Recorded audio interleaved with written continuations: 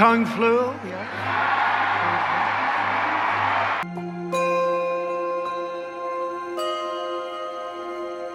I don't wear a mask for the same reason I don't wear underwear. Things gotta breathe. Thank you for your comments, ma'am.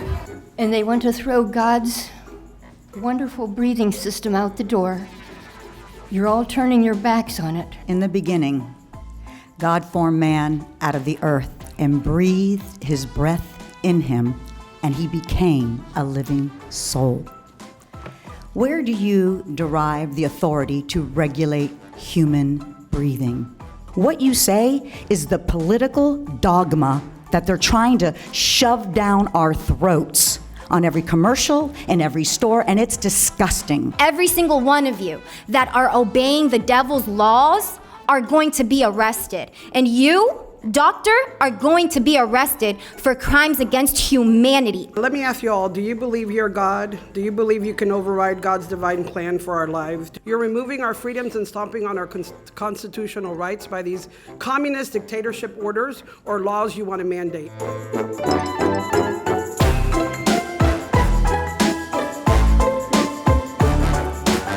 We will get together and do a citizen's arrest on every single human being that goes against the freedom of choice, okay? You literally cannot mandate somebody to wear a mask knowing that that mask is killing people. It literally is killing people.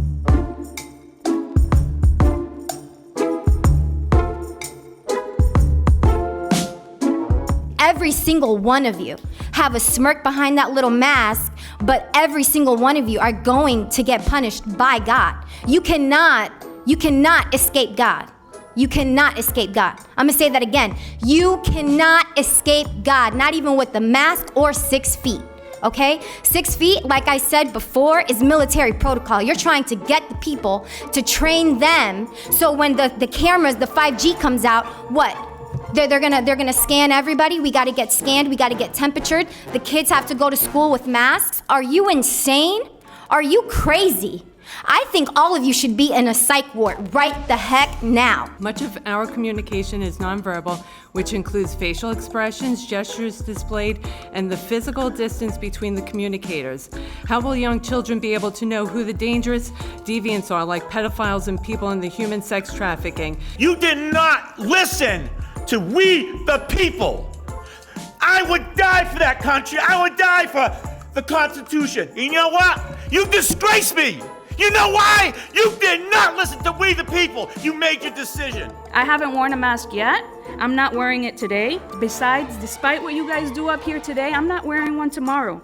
I was born free. I will stay free. My rights come from God, not from you. I'm not wearing it. You're going to have to hold me down and put it on me. We are a nation of shared values of freedom, liberty, equality. We are home of the free, land of the brave. This is America, as someone else spoke. This is not Cuba. We are not in a communist nation.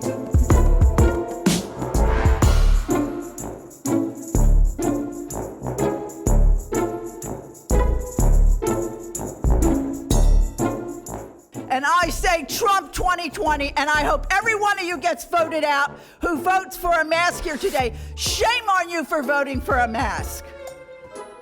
Thank you, ma'am. Your time has expired. I also heard you say this is a democracy, and I'm sick and tired of hearing you say that. It's a republic.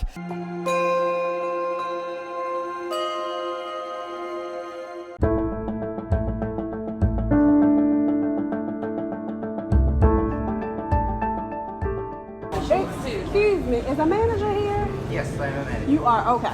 So we want to eat, and they're telling me my son can't eat here because there's no athletic wear.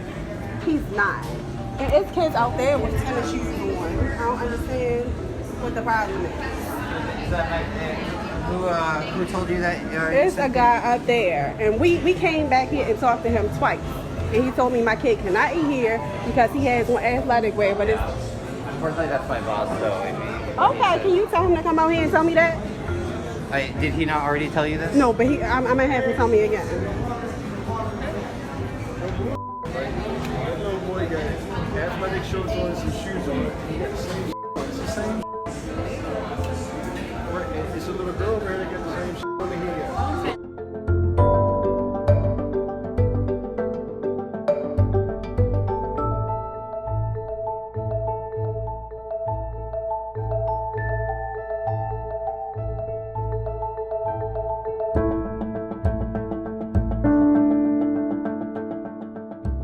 I'm sorry, ma'am. The gentleman's already explained it to you. Okay, tell it to me again. You telling me we cannot eat here? So unfortunately, we do have a dress code. If if you have some non-athletic shorts. But that white kid out there can't eat here with his tennis shoes on and his athletic shirt. We allow tennis shoes, but not athletic shorts and t-shirts. He has on you telling me that's not an athletic shirt? Not that one, but you telling me that little boy who just ate here does not have on an athletic shirt. I'm sorry. I would love for you to be able to come back and eat here. So you telling me my son can't eat here because he has on athletic stuff? No, just the shorts. It is part of our dress code. We try to enforce So it's only his shorts? Only the shorts can't be athletic? the shorts and the t-shirt, yes. But the little boy has on an athletic, the little white kid that just sat out there had on an athletic tennis shoes and an athletic shirt. I understand that you're upset. If there's any... No, it's not that I'm upset. The little boy out there had on you telling me it's no athletic wear. The little boy out there had on athletic tennis shoes and an athletic shirt. So why does he get to wear athletic wear and my son can't?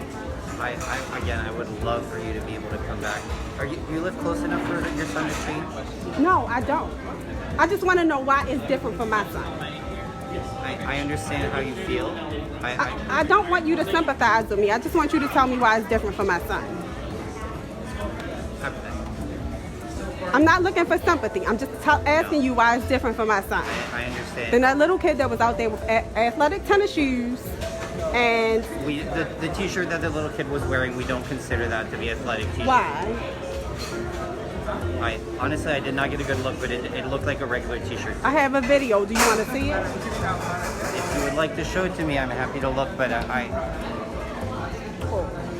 do have to see other guests.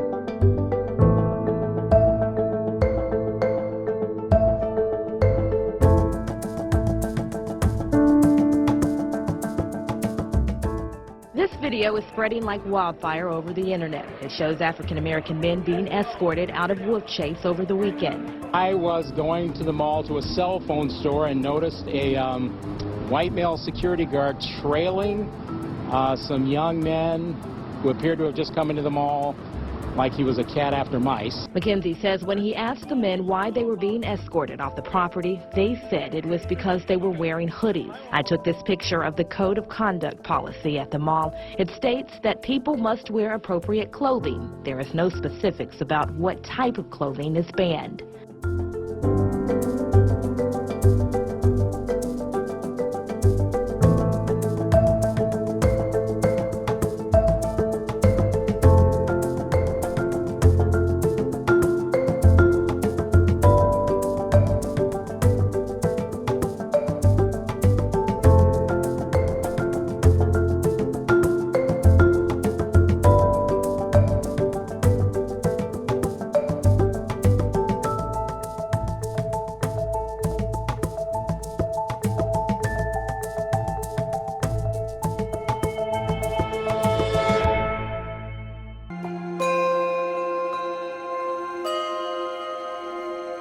You are the example of racism in this community. You are horrible.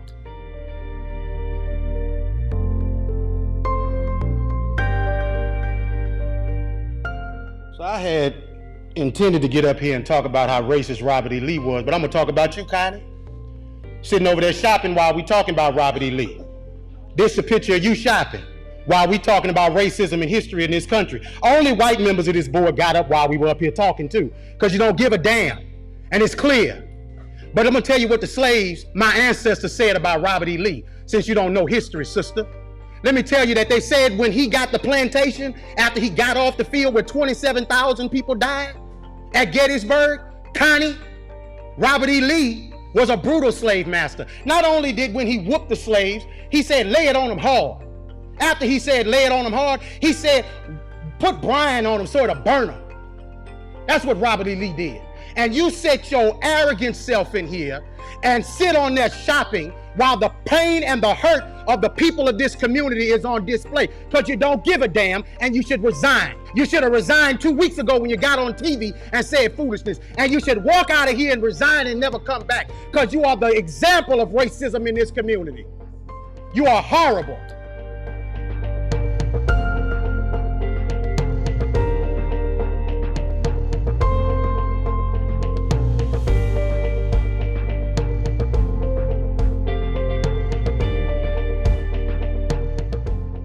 I would hope that they would learn a little bit more about General Lee, because General Lee inherited a large plantation and he was tasked with the job of doing something with those people who lived in bondage to that plantation, the slaves, and he freed them.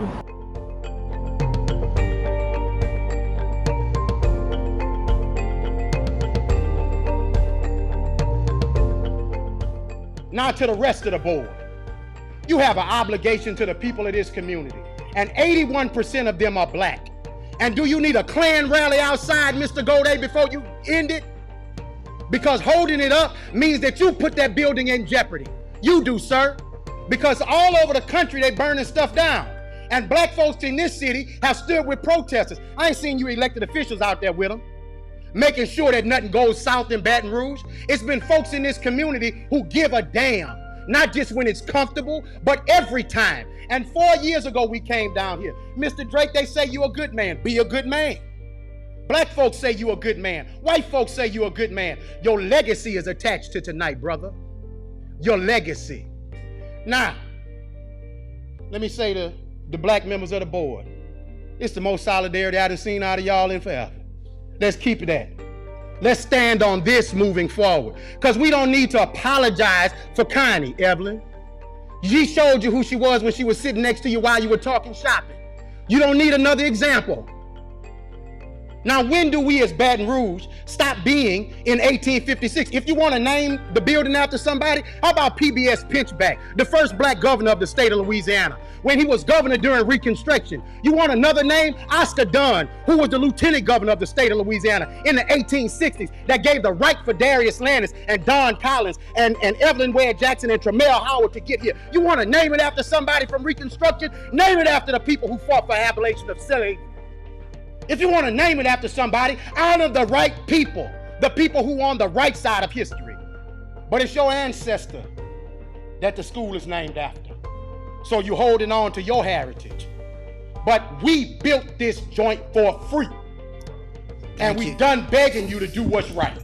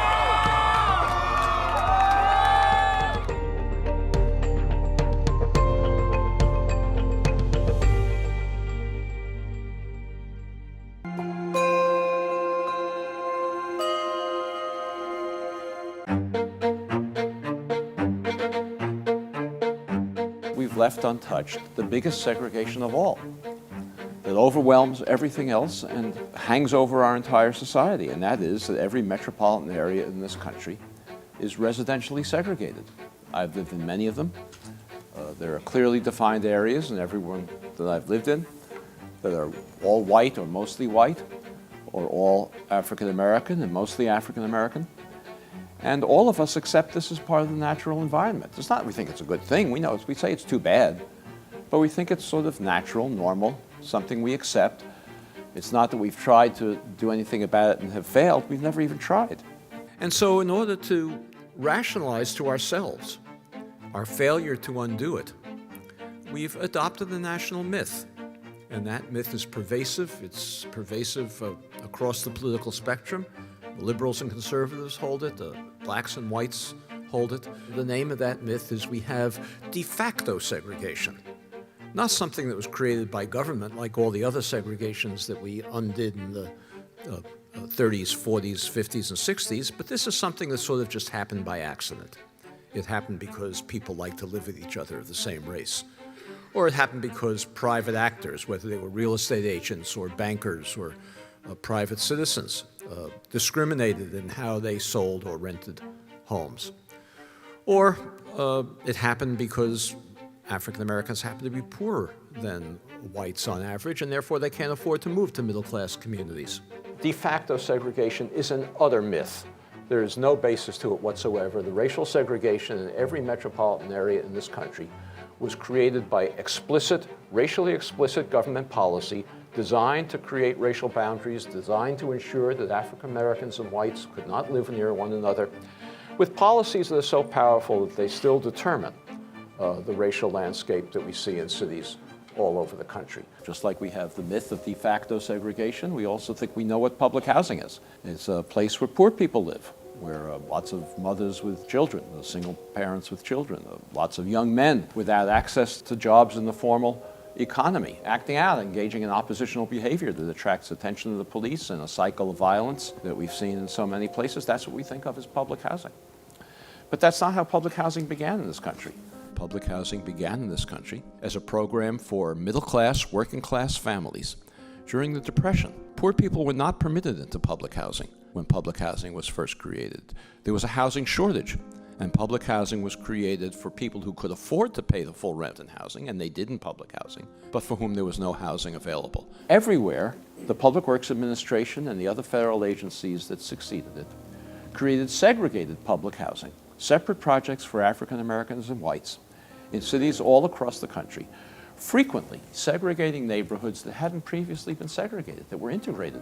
During World War II, the actions of the government intensified to create segregation.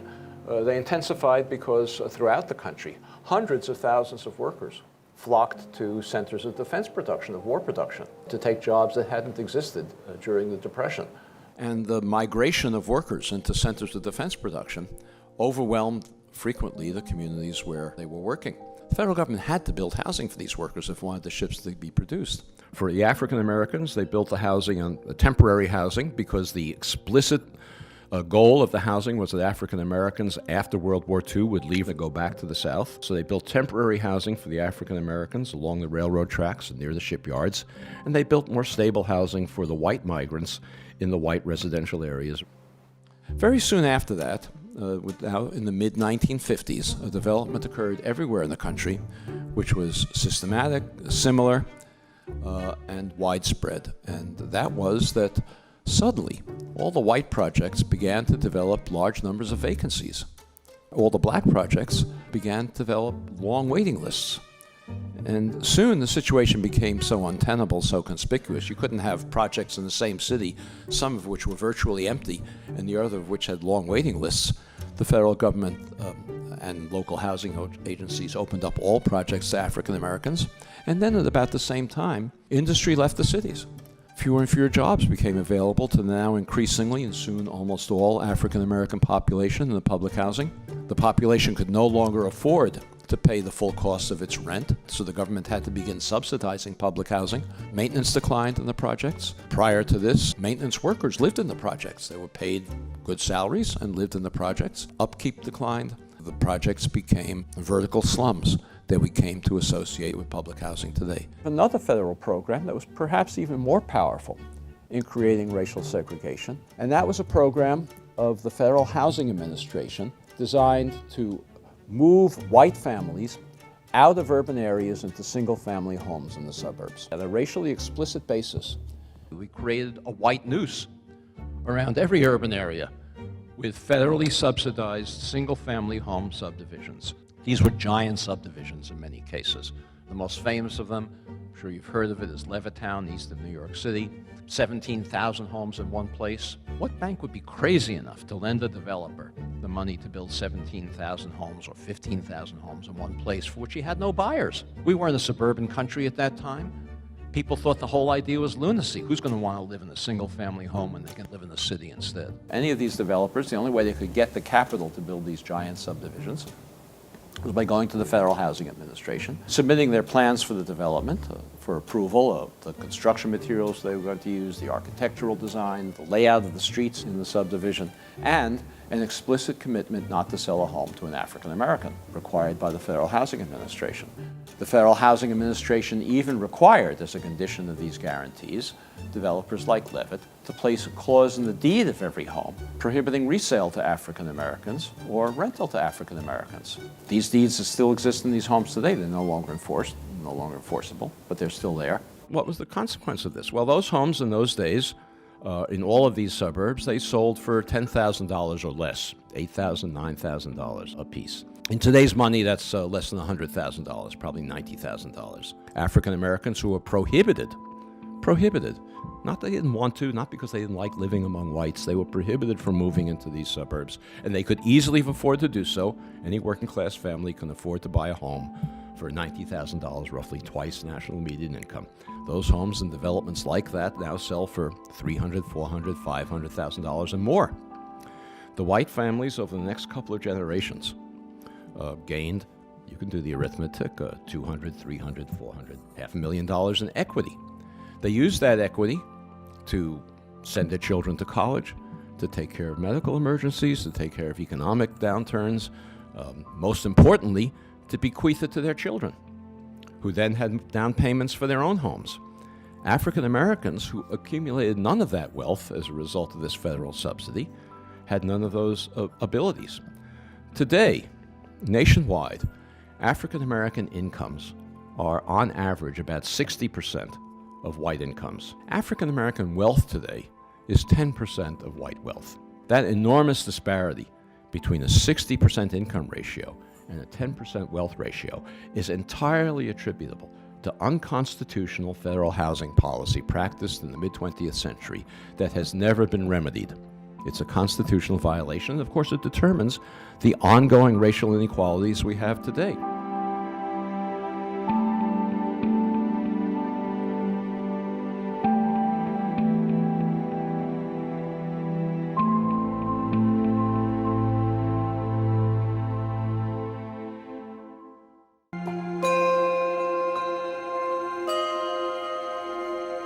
Institutions that make it possible. But to me, Barr's crowning dishonesty is the portrait. I can't hear this witness. This is a very important witness.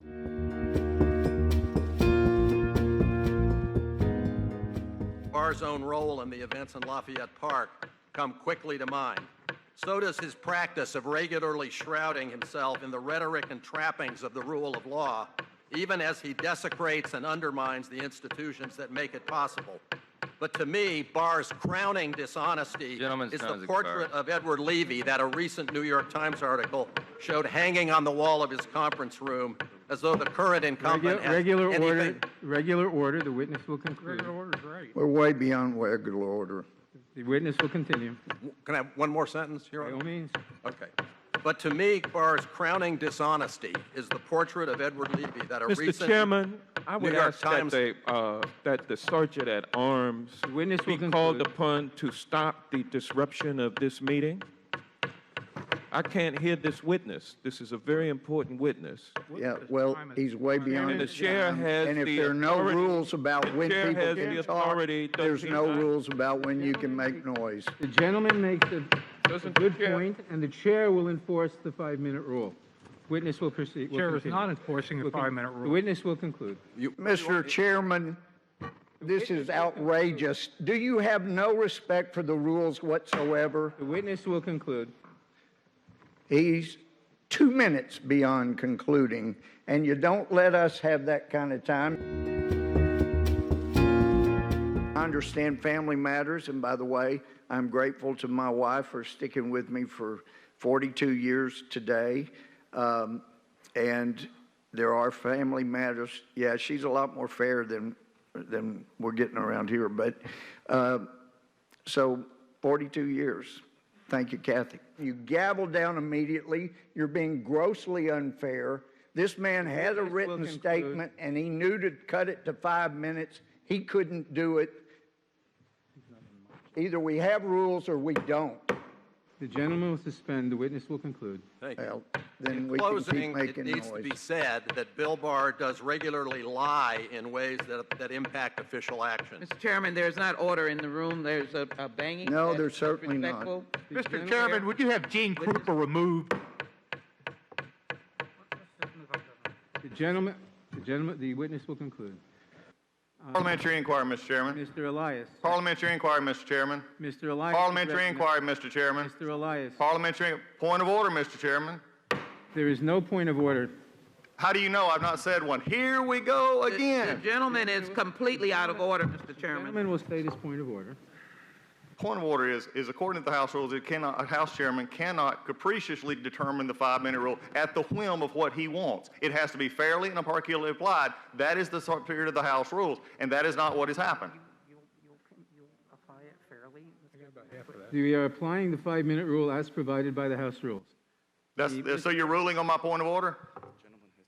The gentleman has not stated the point of order. I did say the point of order. I stated the point of order is the rules are being violated by a capricious chairman who is not following the rules of the House by arbitrarily deciding when the 5-minute rule will be applied and when it will not be applied. You have not stated a cognizable point of order. The chairman has discretion. Mr. Chairman, you've not stated a recognizable way of running a committee in 18 months. So, I mean, let's determine it. The gentleman will suspend. The gentleman has not stated a cognizable point of order. Mr. Elias. I did earlier, and you blow over it. The gentleman will suspend. Mr. Elias. Institutions that make it possible. But to me,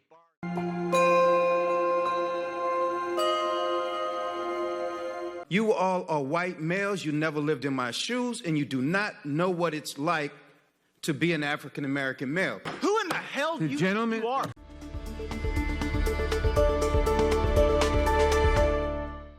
Mr. Chairman, let me just start by saying I am absolutely sitting here offended and angry as hell. And I want to explain to what we always say is how we refer to each other, my good friends on the other side. By the time I'm finished, you will be clear that we are not good friends. As a black male who went to the 5th best public high school in the country, who was a victim of excessive force, who has a black son, who has worries that you all don't. And to my colleagues, especially the ones that keep introducing amendments that are a tangent and a distraction from what we're talking about, you all are white males, you never lived in my shoes, and you do not know what it's like to be an African American male. And all I'm saying is, if you are opposed to this legislation, let's just have the vote. But please do not come in this committee room and make a mockery of the pain that exists in my community. And it reminds me of the argument about the 1964 Civil Rights Act, or the 65 Voting Rights Act, where 126 people voted against a Civil Rights Act, 85 people against a Voting Rights Act, because they had all these side issues. Either man up and say you don't believe in it, or let's talk about the real issue. And yes, we're not interested in watered down version of this bill. I'm not interested in equality with all deliberate speed. This is a crisis. People are losing their lives. So if we have other things that we want to fix, Then fix them in another bill, fix them at another time. But people are dying as we talk. So I am not interested in moving at a snail's pace. I am not interested in a watered-down bill that mandates nothing. I'm not interested in studying Antifa. I'm not even interested in studying the Klan or sovereign citizens right now, because that is not the imminent threat that black men face on a daily basis. And right now, too often, it is law enforcement, those who were sworn to protect and to serve. And so all we're asking today is to deal with that. I don't mind dealing with other pieces of legislation.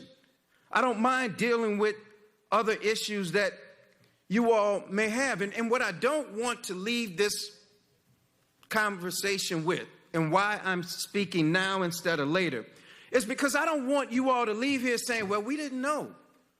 We didn't know that's how you felt, Cedric. I want it to be crystal clear, and I will give you the benefit of the doubt that it is an unconscious bias that I'm hearing, because at worst it's conscious bias, and that I would hate to assume from any of the people on the other side. Will the gentleman yield? Sure.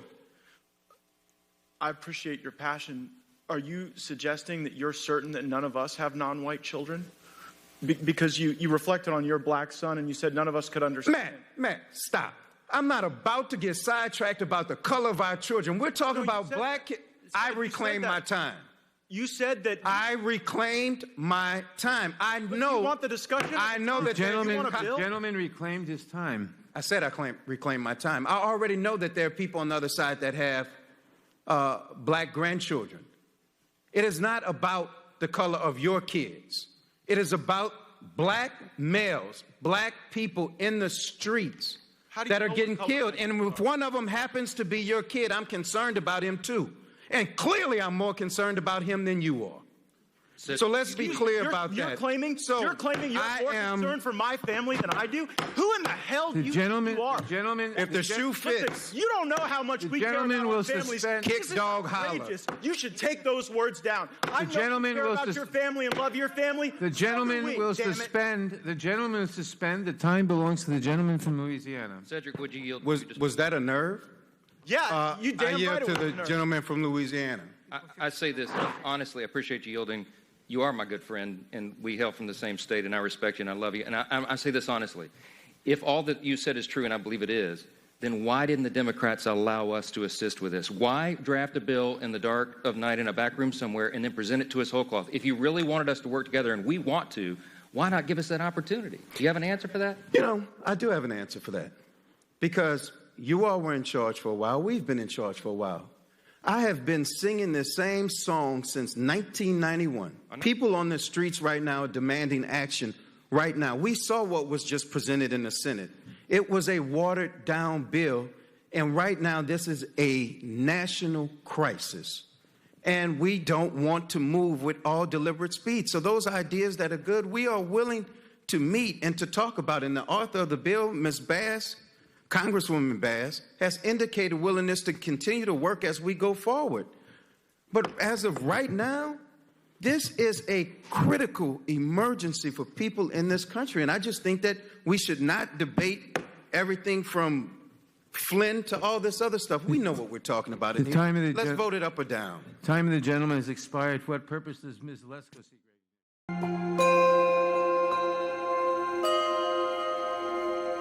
These are people who live in public housing, and you just made a melee.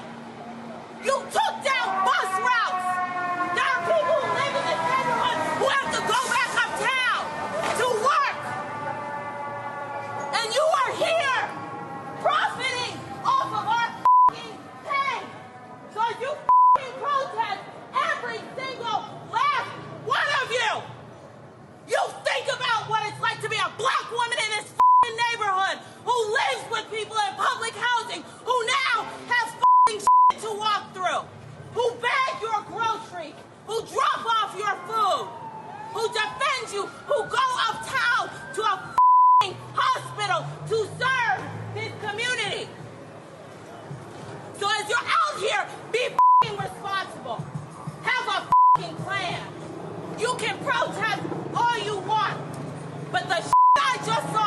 place. I know there are people out here, homeless people, who f***ing rely on those banks to charge their f***ing phone. And you think it's okay to take down a neighborhood? You don't see corporations here. There are human beings that live in this goddamn neighborhood. You do this in Harlem, you do this in Brooklyn, and I swear on everything. These people in this neighborhood deserve better. And I'm not talking about the gentrification. I'm not talking about the students who come here and pay cash to go to NYU. I am talking about the people who go to a methadone clinic down the goddamn street. And you think this is a protest? I gave my blood, sweat, and tears for this country. I served this country for 10 goddamn years. So when you think about this anger and this rage, because there's a way to get answers. Every single last one of you better be registered to vote. Yes, ma'am. Every single last one of you. We are. Yeah. So do me a favor, for every single person out here protesting, remember, there's 3 homeless men who rely on that as a charging station. And what? Will it even work now? For the sake of what? So you can go back home to your comforts. Sit in your house and think that you did some work today. There are people out here who work in these bodegas, who are security officers, who are maybe not descendants of slavery, but came over here as immigrants to do their jobs. So great, everybody's... And you created an unsafe goddamn environment. And I am tired of it. I don't care how you decide to organize and protest. But you don't f***ing riot. You don't burn in my goddamn neighborhood. I am a resident here. And you will f***ing realize this resident doesn't look like any of you. Because she is black. She has a f***ing right to be mad. But when you come in here with your f***ing privilege and you take down resources that my community needs, these houses, these buildings are dilapidated because of we don't have patrons here. There are immigrants who built a eyebrow threading studio. And we got spray paint on their So you want to do something? Make sure you're registered to vote. Don't start out a goddamn fire, and you better pass it on to all of your friends. You stay out of our neighborhood, and you take this to the corporations, you take it to Wall Street, but you don't come on this block. Period. This is a neighborhood with immigrants, and you should treat it as such.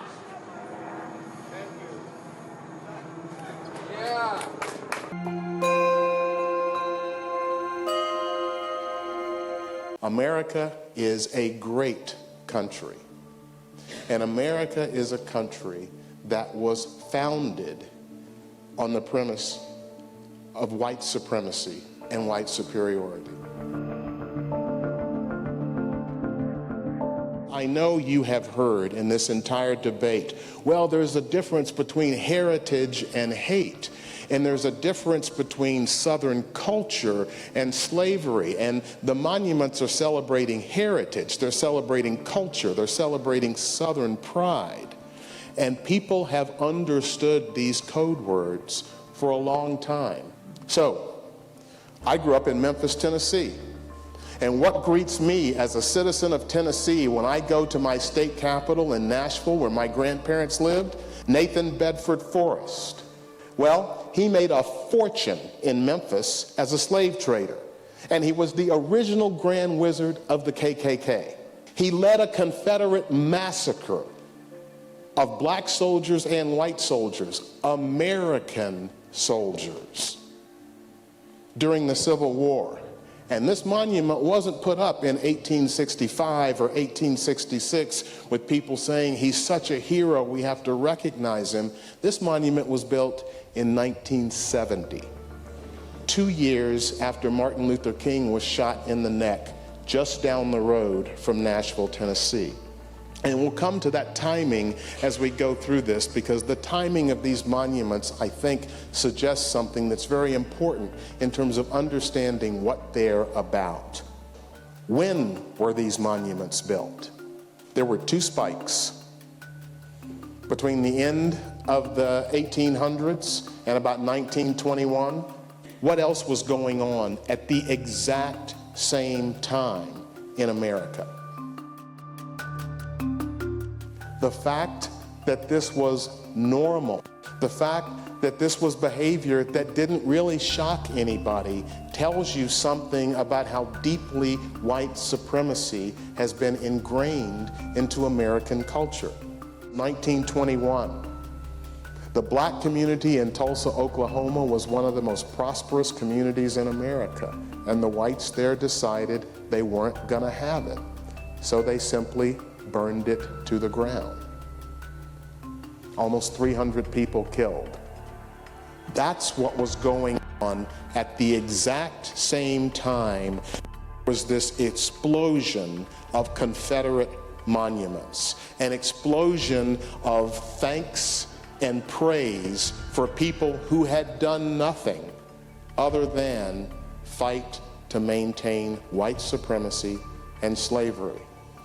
When you think about when these monuments were built and what else was going on in America, it tells you something about the motivation.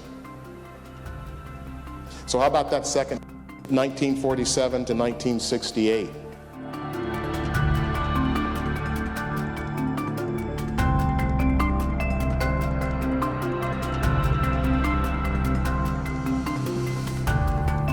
One thing that people forget about our history is that Reconstruction after the Civil War was actually working. There were over 2,000 black elected officials in America. Businesses that blacks were starting to take hold. And in 1877, I think it was Grover, I can't remember the president, but he got elected and basically said, I'm withdrawing the troops. In 1876, there were 125,000 black registered voters in Louisiana. In 1878, that number dropped to 5,000. And if you're wondering about the flag, it had essentially been dead and buried until 1948, when Strom Thurmond brought it back with the Dixiecrat Party. And once again, they are telling us as clearly as they can what they are about and why they're waving that flag. The party's purpose was clear: we stand for segregation of the races. This is from the editor of the Augusta, Georgia Courier in 1951.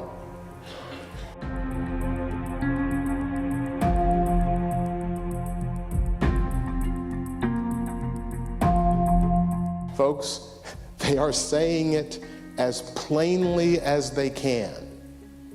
And yet we are still having a debate in this country about what this stuff means. I am going through this to try and show you the events that were happening at the same time that this second explosion of monuments in the South to Confederate heroes was being built. And then this happened in '63.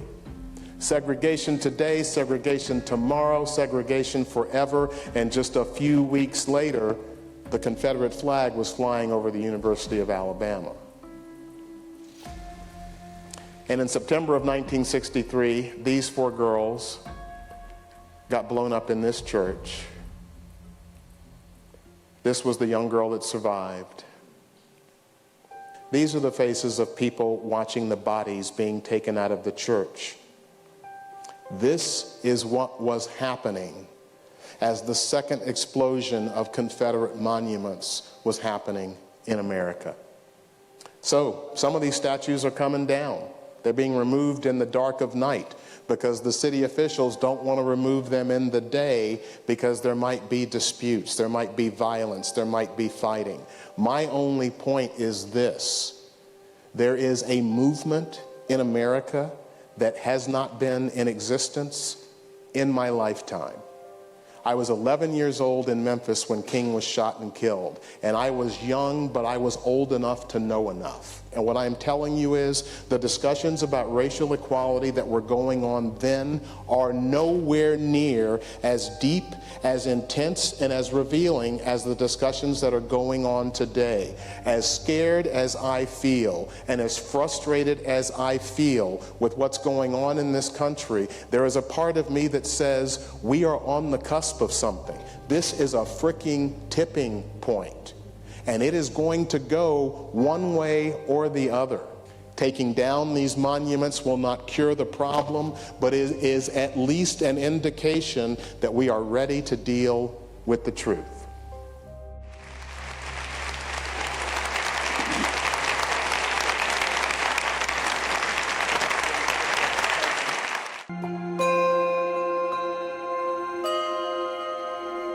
Last July, President Trump declared himself the least racist person there is anywhere in the world.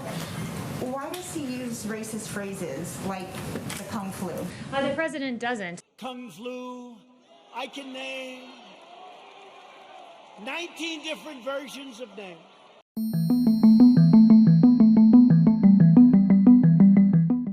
What the president does do is point to the fact that the origin of the virus is China. It's a fair thing to point out as China tries to ridiculously rewrite history, ridiculously blame the coronavirus on American soldiers. This is what China's trying to do. And what President Trump is saying, no, China, I will label this virus for its place of origin. That's what he's saying by using the racist phrase Kung flu? He is linking it to its place of origin. What does he have to say to Asian Americans who are deeply offended and worried that his use will lead to further attacks of discrimination? So the president has said very clearly it's important that we totally protect our Asian community in the U.S. and all around the world. So it's not a discussion about Asian Americans, who the president values and prizes as citizens of this great country. It is an indictment of China for letting this virus get here. And I would also point out that the media blames President Trump for using the terms China virus and Wuhan virus when they themselves have used these very terms. The New York Times called it the Chinese coronavirus, Reuters the Chinese virus, CNN the Chinese coronavirus on January 20th, Washington Post January 21st, Chinese coronavirus, and I have more than a dozen other examples. Category, Kaylee. Kung flu is extremely offensive to many people in the Asian American community. To be clear, are you saying the White House does not believe it is racist? To be clear, I think the media is trying to play games with the terminology of this virus, where the focus should be on the fact that China let this out of their country. The same phrase that the media roundly now condemns has been used by the media. The media has never called it the Kung flu. Calling it the Chinese coronavirus and calling it the Kung flu are very different things. The media and your network specifically called it the Kung flu. The media and your network specifically have repeatedly used the term China virus and Wuhan virus, and then gone on to deride the president as somehow using a term that they themselves have never used. So we can go through CNN's history. I'd be more than happy to go through CNN's history. On February 9th, you guys talked about the Wuhan coronavirus. On January 23rd, you guys talked about the Wuhan coronavirus. On January 22nd, the Wuhan virus. I can write it all out for you and detail it for you in an email. Yes, Justin. You've got to admit that. It is not the same thing as calling it the Kung Justin? flu. Does the president regret using the term Kung flu, regardless of the fact that media organizations, including my own, had early on described the virus as the Wuhan virus? That is a different thing than saying Kung flu. Does the president regret using that term? The president never regrets putting the onus back on China, pointing out that China is responsible for this, and in the process standing up for U.S. troops who are being blamed by China in a campaign of misinformation. Going back to the issue of Kung flu, I spoke to Kellyanne Conway in March. She said that it was highly offensive and wrong to use that term. Does the president agree with Kellyanne Conway, or is he now saying that that term is not highly offensive and wrong? Because again, that was Kellyanne Conway's own words saying Kung Flu is wrong. The president does not believe it's offensive to note that this virus came from China and to stand up for our U.S. military, who China is making an active effort to completely defame, and that is unacceptable to the president. You're okay with, again, just to go back to what I said to Kellyanne, as I said to Kellyanne Conway, she said that it was wrong and offensive. Are you saying that she was wrong to say that? Chanel. Are you saying that she was wrong to say that?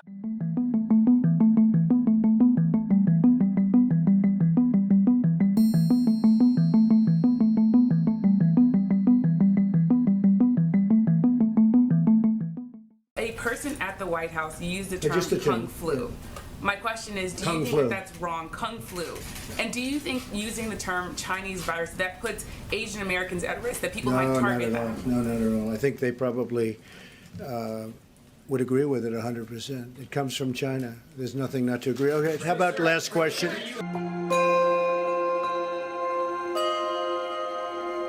The original first Aunt Jemima, she was a picture of the American dream. Black Lives Matter only makes a scene during election years. I reject the notion of white privilege. Kung Flu. USA! USA! USA! USA! USA! Last week, Jesus was a social justice warrior, and this week, he's the face of white supremacy. Mr. President, my dad, Congressman Dan Bishop, he likes to say that you like to say that he's not a choker. And let me tell you, Mr. President, us college conservatives, we ain't chokers neither. Black Lives Matter only makes a scene during election years. How convenient that they made the biggest scene of all during the year of the most important election of our time. We do believe Black Lives Matter. We just believe they all matter, not just the lives the left chooses to exploit. Aunt Jemima was canceled. And if you didn't know, Nancy Green, the original first Aunt Jemima, she was a picture of the American dream. She was a freed slave who went on to be the face of the pancake syrup that we love and have in our pantries today. First it was Barack Obama, do you remember this? Who called us bitter Americans who cling to our Bibles and our guns. And you know what I say to that? Come and get them! Come and get them! Remember her? She thought it was her turn, Hillary Clinton. She called us deplorable.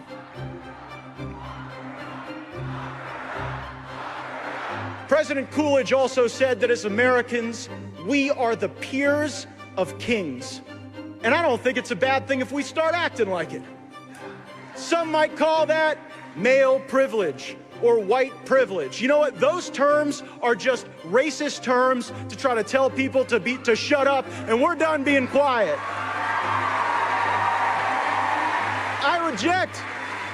I reject the notion of white privilege or black privilege or any other type of privilege. We are all unified in one American privilege that we should be proud of and fight for with everything we have.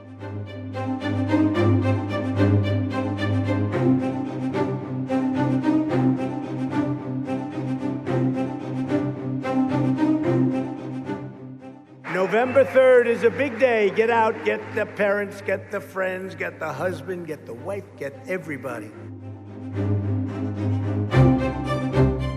They're tearing down statues, desecrating monuments. The left-wing mob is trying to demolish our heritage.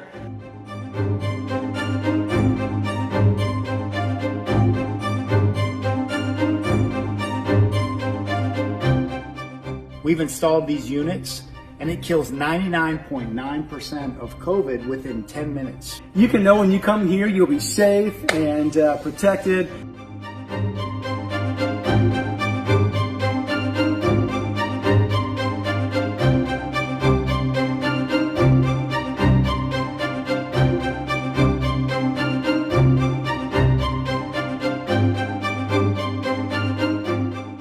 There's never been anything where they have so many names. I could give you 19 or 20 names for that, right? It's got all different names. Wuhan. Wuhan was catching on. Coronavirus, right? Kung flu, yeah. Kung flu. COVID-19, COVID. I say, what's the 19? COVID-19. Some people can't explain what the 19. Give me the COVID-19. I said, that's an odd name. I could give you many, many names. Some people call it the Chinese flu, the China flu, right? They call it the China as opposed to China, the China.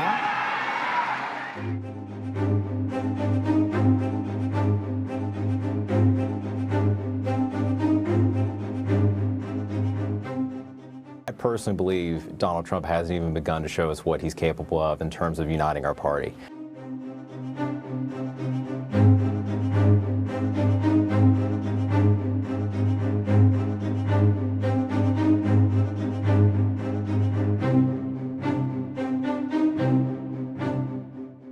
Their movement is based on hate.